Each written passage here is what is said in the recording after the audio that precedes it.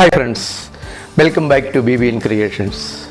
आप लोगों ने मेरा लास्ट वीडियो देखा होगा कैसे इस CNC रोटर मशीन को लेसर एनग्रेवर मशीन में कन्वर्ट किया।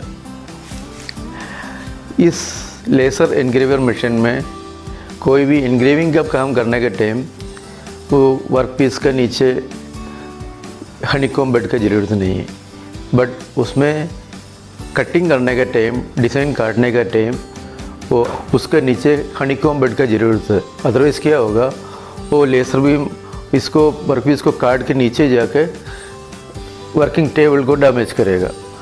दूसरा, उसका लाइट बीम का रिफ्लेक्शन का वजह से उसका कार्बन जनरेट होके ये कटिंग एड्ज डैमेज हो जाएगा, कार्बनाइज हो जाएगा।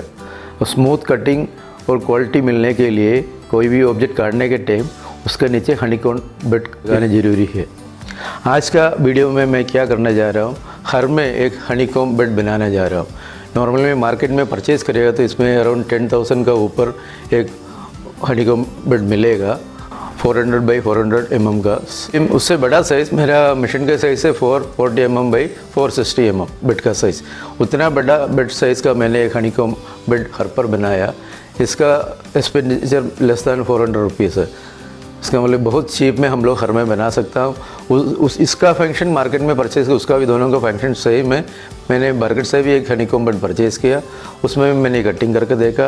अपना खुद का बनाया हुआ हनीकॉम्ब बेड में भी कटिंग करके देखा, दोनों में कोई चेंजेस नहीं है। क्वालिटी एकदम बढ़िया क्वालिटी अपना घर पर बनाया हुआ हनीकॉम्ब बेड में भी मिलेगा। आप लोग मेरे चैनल को सब्सक्राइब करना, थम्स अप भी दे देना, वीडियो लास्ट तक देखते रहना।